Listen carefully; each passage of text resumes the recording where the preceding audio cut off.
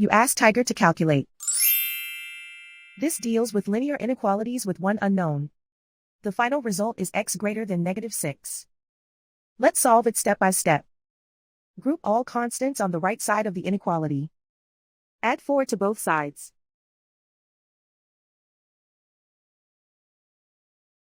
Simplify the arithmetic.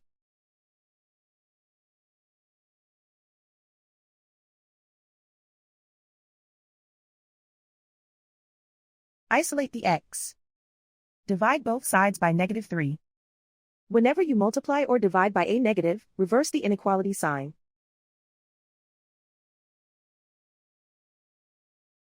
Cancel out the negatives.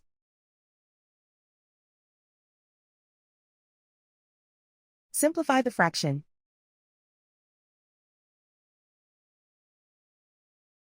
Move the negative sign from the denominator to the numerator.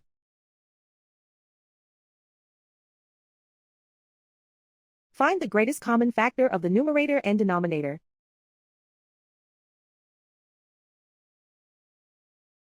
Factor out and cancel the greatest common factor.